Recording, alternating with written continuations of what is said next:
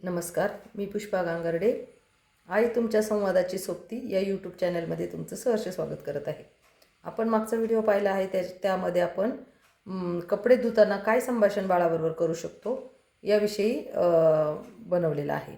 आता आपण कपडे धुतले, आता त्या घरातील इतरही अनेक गोष्टी आहेत की ज्या करता करता आपण बाळाबरोबर बोलू शकतो. परंतु ज्या गोष्टी इथून मागं करतोय आपण, पण ते बाळाला आपण सांगितलं पाहिजे असं आत्ता कुणाला वाटत नाही.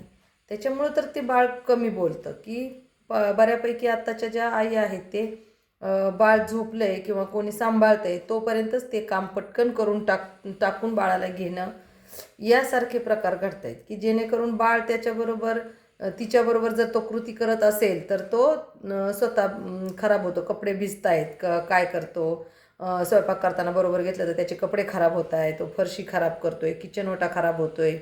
यासारख्या कारणांमुळं बाळाला त्याच्यामध्ये सहभागी करून घेतलं जात नाही आहे. परंतु तुम्हाला माहीत नाही आहे की जर तुम्ही बाळाला बरोबर घेऊन जर या कृती केल्या नाही तर तुमचं बाळ नॉर्मल बाळसुद्धा या ज्या गावाकडची बाळं आहेत जिथं मोठं कुटुंब आहे, इतर लोक आहेत घरामध्ये, त्यांचं भरपूर प्रमाणात संभाषण होतं आहे, तर ते बाळ चांगल्या प्रकारे लवकर भाषा शिकतं आणि खूप जास्त प्रकारचं त्याला त्या भाषेतून ज्ञान पण मिळतं आणि त्याची भाषा चांगल्या प्रकारे डेव्हलप होते. परंतु तेच बाळ त्याच वयाचं फ्लॅटमध्ये राहणारं जर बाळ असेल तर तुम्ही पाहिलं असेल की छोटं बाळ असेल तर काही जण ते झोपलेलं आहे किंवा कोणी सांभाळते तोपर्यंत काम करतात किंवा बाळाला स्वतः सांभाळतात आणि कामासाठी बाई लावतात कामाला. आपल्याला ते काम कसं करतात ह्याच्यावर कुठल्याही प्रकारचं ऑब्जेक्शन नाही आहे, परंतु ती कृती चालू असताना तुम्ही शिकवायचे. तुम्ही स्वयंपाकवाली बाई जरी असेल आपल्याला काही प्रॉब्लेम नाही आहे की स्वयंपाक आईनीच केला पाहिजे किंवा काय, तर ती ज्यावेळेस स्वयंपाक करते त्यावेळेस तुम्ही बाळाला तिथे घेऊन जा, बाळाला त्याच्यामध्ये सहभागी करून घ्या आणि मग त्या सहभागानुसार त्याची तो असा कडेवर गप्प बसून आता चपाती लाटती, भाजते, मी अशी करते, असं भाजी कापते, असं बाळ त्याच्यामध्ये लक्ष देणार नाही. त्या कृतीकडं आपण बोललेल्या त्याचं लक्ष आहे किंवा नाही हेही आपल्या लक्षात येत नाही. त्यामुळे आपण प्रत्येक कृती करताना बाळाला त्याच्यात सहभागीच करून घ्या आणि त्याचे पण सहभागामध्ये तुम्ही काळजी घ्या की स्वयंपाक करतोय तिथं काही गरम वगैरे नाही ना, काही भाज्या कटिंग करतोय तर तो त्या वस्तूंना हात तर लावित नाही ना, ज्या वस्तू भाज्या कापायच्या तर तो भाजीला हात लावू शकतो. समजा बटाटे घेणं, लसूण घेणं, काही इकडे तिकडे करणं, पण कापण्यासाठी वापरणाऱ्या वस्तूंना हात लावून देऊ नका, ते पण त्याला सांगा. हा चाकू आहे, विळी आहे, याला हात लावायचा नाही, याने हात कापतो, तुला बाऊ होईल, या पण सूचना त्याच्याबरोबर द्यायच्या. त्याचंही ज्ञान त्याला द्यायचं की ते तुम्ही काळजीपूर्वक कसं वापरायचं असतं हेही तुम्ही त्याच्यातून तुमच्या मुलाला शिकू शकता. त्याचप्रमाणे मग आपण आता विषय घेणार आहे या व्हिडिओमध्ये घर पुसणे. या घर पुसतानाही आपण बाळाबरोबर काय संभाषण करायचं आहे. घर पुसण्यासाठी जर आपल्याकडं वायपर असेल, तुम्ही कशा प्रकारे घर पुसता, कपड्याने घर पुसत असेल बादलीमध्ये घेऊन पिळून, तर ती बादली, कापड, बादलीचा रंग, पाणी घेतल्यानंतर त्याच्यात तुम्ही काय वापरता, फिनेल वापरताय, डेटॉल वापरताय, काय घेतलं आहे त्याचं नाव सांगायचं. आता आपण फरशी पुसूया, चल धर, त्याला पण एक छोटंसं कापड द्या आणि दोघे मिळून तुम्ही ती फरशी पुसा. म्हणजे पुसताना तुम्ही किंवा कोणीही फरशी पुसत असेल तरीही त्याविषयी तुम्ही ते संभाषण करा. त्या पाण्याविषयी, पाण्यात काय टाकलं आहे त्याच्याविषयी, त्याचा कसा वास येतो आहे त्याच्याविषयी, फरशी कशी स्वच्छ झाली हे बघ, तू इथं चहा सांडवला होता ना, कशी घाण झाली होती, आता ती कशी झाली, स्वच्छ झाली. म्हणजे त्याच्यातून घाण होणे, स्वच्छ होणे यासारखे शब्द त्याला माहीत होणार आहेत आणि ते शब्द त्याला पुढं माहीत झाल्यानंतर तो स्वतः ते शब्द इतर त्याच ठिकाणी त्या भविष्यामध्ये ते त्याला वापरायचे आहेत आणि त्याचा भाषा विकास घडून आणायचा आहे.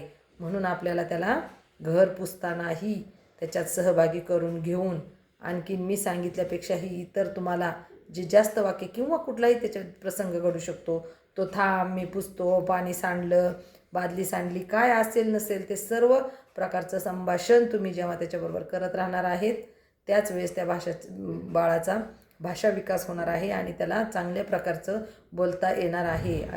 अशाच प्रकारचं संभाषण करून मी आणि इतर माझ्यासारख्या आईंनी बाळांना बोलायला लावलेलं आहे. ती मुलं आता चांगली नॉर्मल शाळेत जातात, नॉर्मल मुलांसारखेच संभाषण करतायत. त्यांचा भाषा विकास नॉर्मल मुलांच्या सारखा झाला असल्या कारणास्तव त्यांना त्यांचं व्यंगही काही वाटत नाही आहे. का ऐकू न आल्यामुळे जर त्याला बोलता येत नसेल तर फक्त कानाला मशीन घातलेली आहे, जसं चष्मा घातल्यानंतर आपल्याला त्याच्यानंतर तर दिसू लागतं, म्हणजे आपलं व्यंगत्व कमी होतं, तसंच आहे. मशीन घातलेली राहते आणि चांगल्या प्रतीचं बोलता येतं, त्याच्या सगळ्या अडचणी सॉल्व्ह होत आहेत. पुढच्या व्यक्तींना पण संभाषण करताना काही अडचण येत नाही, तर ते बऱ्यापैकी आपण त्या गोष्टीवर मात करून पुढे जाऊ शकतो. आणि ही मूळ गोष्ट आहे की आईने स्वयंपाकघरामध्ये शिकवलेली मातृभाषा, या भाषेमध्ये जवळपास 80% सर्व भाषा डेव्हलप होती, राहती 20%. त्याच्यात भरपूर क्रियापदं त्याला येतात. क्रियापदं म्हणजे ती क्रिया कशी घडती, त्या क्रियापदांनुसारच त्याला ते कळते की काय चालू आहे. पुसणे म्हणजे काय, घासणे म्हणजे काय, वाळत घालणे, झटकणे, जवळपास स्वयंपाकघरात सर्व क्रियापदं तो शिकतो. आणि ती क्रियापदं शिकल्यामुळे त्याला त्याचा अर्थ कळायला लागतो, म्हणून मग त्याला पुढची राहिलेली 20% भाषा समजण्यास मदत होते. आणि नॉर्मलीही जे नॉर्मल बाळ आहे ते अशाच प्रकारे भाषा त्यांच्या स्वतःच्या आईकडून शिकलेले असतात. आपणही नॉर्मल पद्धतीने या मुलांना भाषा शिकवून नॉर्मल मुलांच्या बरोबरीने नेऊ शकतो. फक्त आपल्याला त्याचं जास्तीत जास्त वेळा रिपिटेशन आणि काळजीपूर्वक रोज तो संवाद जोपर्यंत बाळाच्या लक्षात राहत नाही तोपर्यंत करण्याची गरज आहे.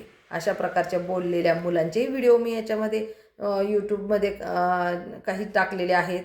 आणि तुम्हाला अजूनही कुणाशी संपर्क साधायचा असेल तर मोबाईल नंबर मी तुम्हाला त्यांचे देऊ शकते. तुम्ही त्यांच्याशी संपर्क साधून बघू शकता मुलं कशी बोलत आहेत, किंवा तुम्ही स्वतः जाऊन त्या मुलांची भेट घेऊ शकता की मुलं या प्रकारची स्पीच थेरपी दिल्याने किती चांगल्या प्रकारे डेव्हलप झालेली आहेत.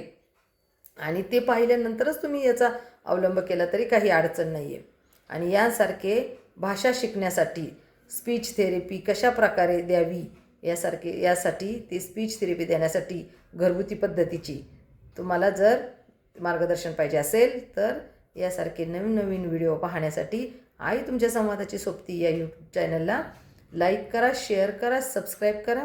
धन्यवाद.